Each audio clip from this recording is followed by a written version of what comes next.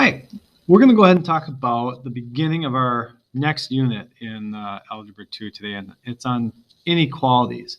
At the beginning of the unit, we're going to talk about simple inequalities, which are just basically inequalities in one variable where we use the number line to display the solutions. And we're going to eventually work into linear inequalities that have two variables, x and y, where we'll use the coordinate plane to show where the solutions to the linear inequality are. But let's start with just some basics about the inequality symbols that you see here on the screen. It says I can graph the solutions of an inequality. That's our first learning target for today. And on the left-hand side here, we have the two inequalities that we refer to as strict inequalities. Okay, I'll write that up here, strict inequalities. The reason why they're strict is because they both represent values that have to be either less than a certain target value or greater than a certain target value, but it can't actually equal that number.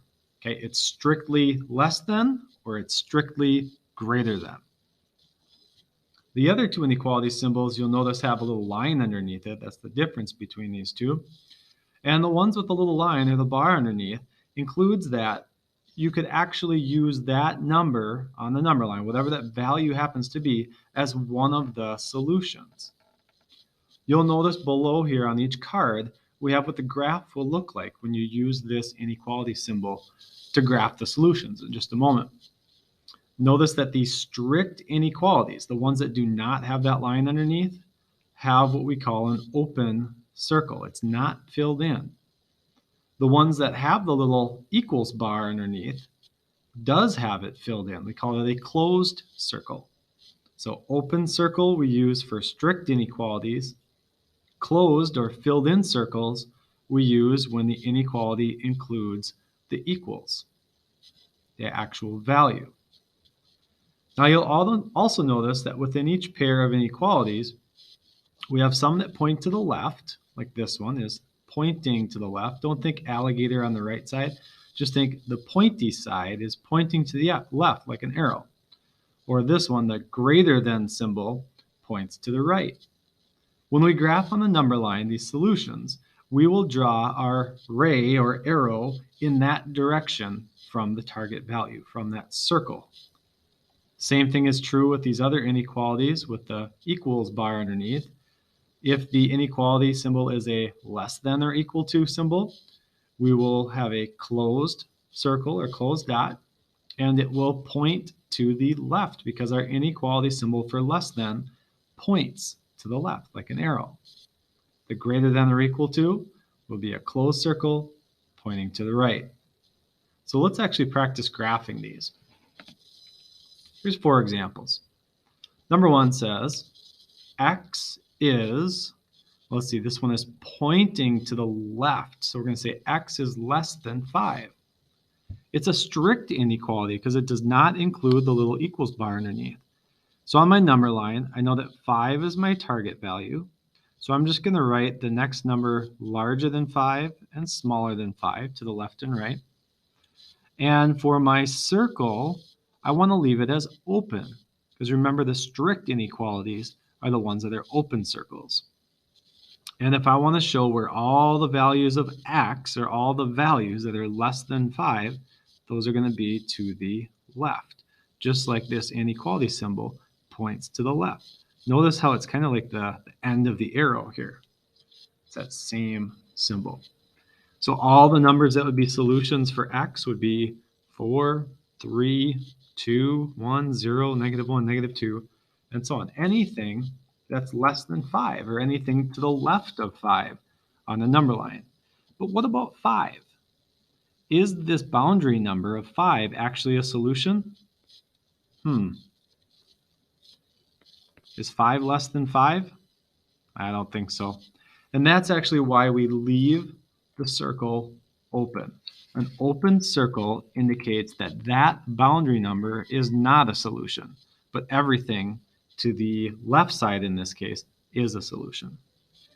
For number 2, we have x is greater than or equal to 3. So 3 is my boundary number. I'm going to put that in the middle.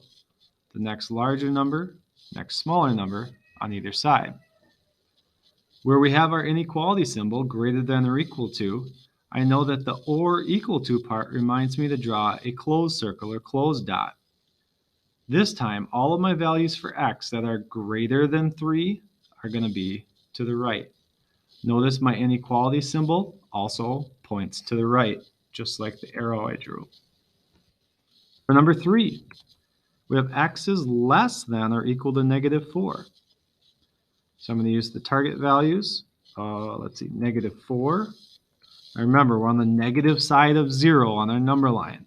So this is actually -3, and to the left is -5.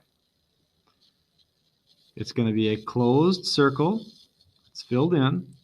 And my inequality symbol, or excuse me, my arrow is going to point to the left because the inequality symbol is a less than symbol. It also points to the left. That's where all of the numbers are that are less than -4. Finally, our last example. It says 9 is less than x. So 9 is our target value. So we put our numbers in order from least to greatest, 8, 9, 10. Now the problem with this is it's different than the others. Notice how the x is on the right-hand side of the inequality symbol.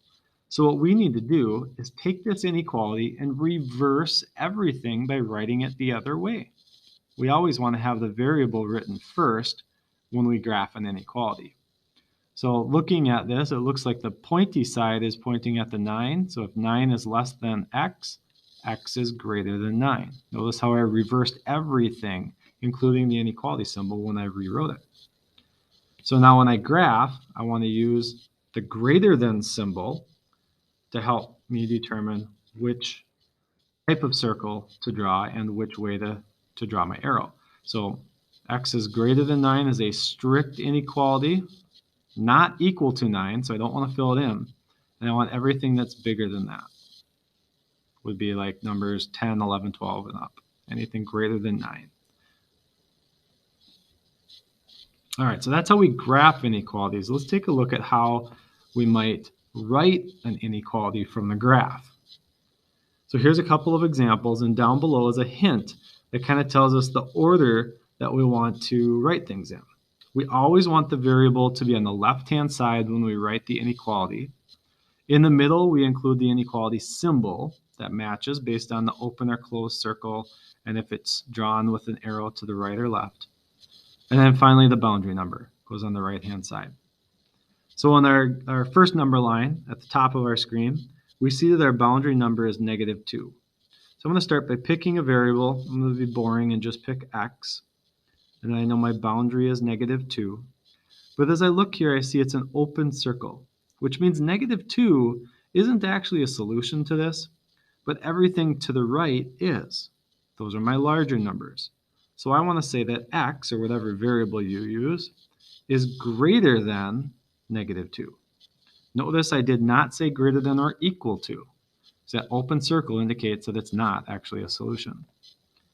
For our second example below that, we see that our closed circle seems to be right above the -5. So our target value is -5. I'm going to use a y this time. Remember to always put your variable first. I can see that my arrow is going to the left of that target value dot. So I want to draw the inequality symbol that points to the left, which is the less than symbol.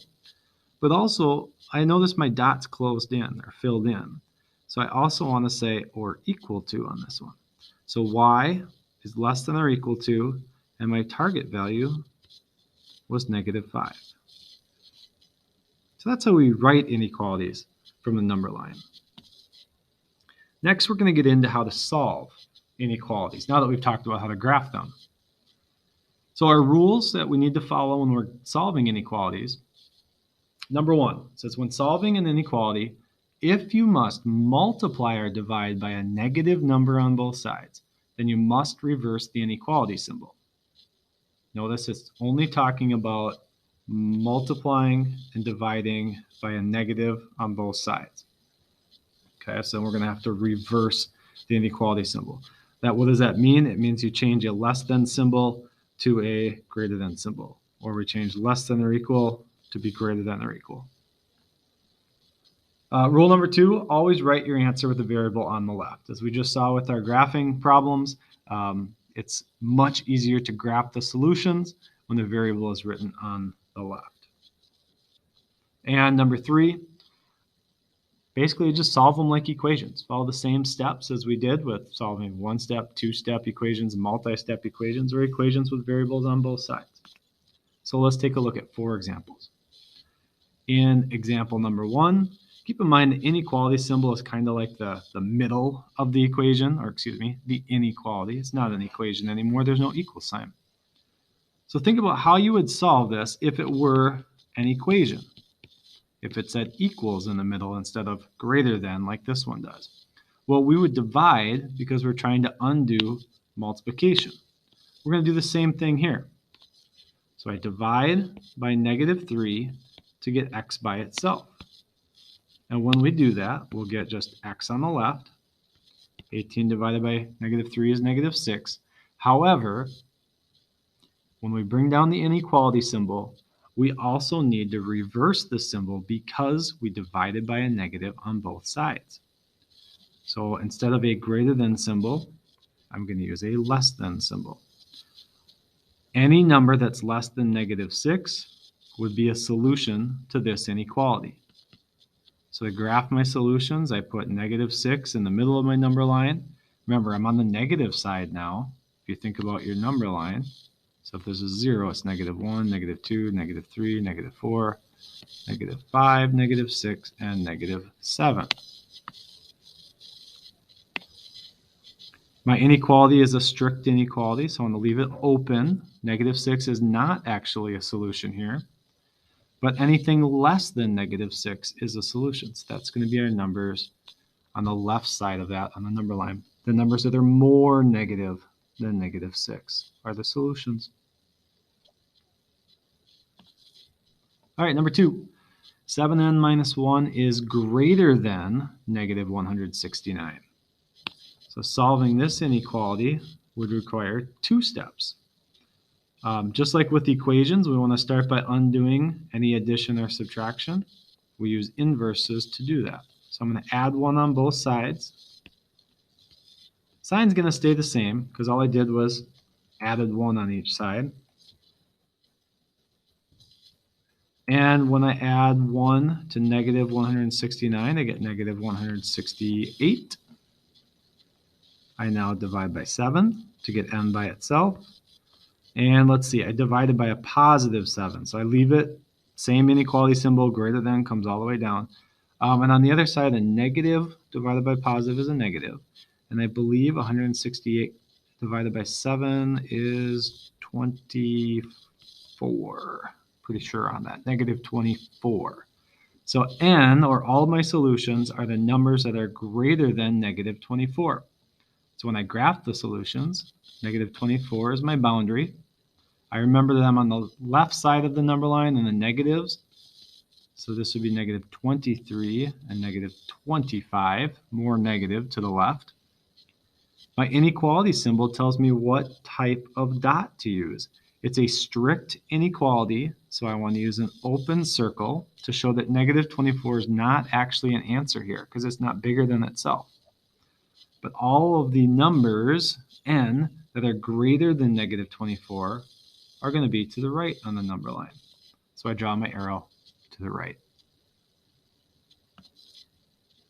Next, number 3. This time we have a two-sided inequality where I have a terms on both sides. Keep in mind that on the left that's like a 1a minus 6, and on the right we have 15 plus 8a. One of our rules earlier said that we always want the variable, the a in this case, to be on the left-hand side. So I'm going to start by subtracting 8a from each side so that I can combine those on the right. 1a minus 8a is -7a. So then I want to try to get my constant terms together on the right-hand side. I'm going to add 6, and I'll get 21 over on the right-hand side. So all we did was add and subtract there. So my inequality symbol is not going to change yet. But in the next step, we have to divide by -7 to get a by itself. So we just divided both sides by a negative number when solving an inequality. That's my rule right there. I have to reverse the inequality symbol. So now instead of less than or equal, it becomes greater than or equal to. And 21 divided by -7 is -3. So my number line, remembering I'm on the left side of 0. I'm on the negative side. So let's see, I need to figure out, is it an open or closed circle? And the inequality symbol has the or equal to part in it. So that means -3 is actually a solution to this. So I want to fill it in to show that this number is not only a boundary, it's also a solution. And then my symbol is greater than or equal to. So I want to show all the numbers that are bigger than that would be to the right on the number line. So we solved and graphed the solutions. All right, one final example. Gets a little bit tougher with our multi-step inequalities. We can see here that on the left-hand side, we just have 28 minus k. Not much we can do there. On the right-hand side, we have 7 times k minus 4. And I actually have to distribute the 7. Let's see what we have. 28 minus k. And let's see, 7 times k minus 7 times 4, which is 28. So I end up with a two-sided inequality where I have to try to get the k's on the same side. Remember, our rule says we want to try to move variables to the left-hand side so it's easier to graph. So we're going to start by subtracting 7k on both sides. And -1k minus 7k is -8k. Next, I want to move my constant terms to the right-hand side. So I subtract 28. 28 minus 28, 0. Do the same thing on both sides. -28 minus 28. Be careful, that's not 0. That's actually -56 when I combine those two together. All we've been doing is adding and subtracting so far. So my inequality symbol is just going to come straight down. But in my next step, we are going to divide by -8 on both sides to get k by itself. There's our rule again. Anytime you divide by a negative on both sides, I reverse the inequality symbol. And then when I divide that out, it becomes +7. So the graphing the solutions, 7 is my target number. I'm on the positive side of the number line now. So it's just going to be left to right, least to greatest, 6, 7, 8. And my inequality symbol tells me if I'm drawing an open circle or a closed circle. But in this case, 7 is a solution because of the or equal to part. So I draw a filled in circle. And all the values for k that are solutions here are less than 7. My inequality symbol points to the left. And that's where all the numbers are that are less than 7.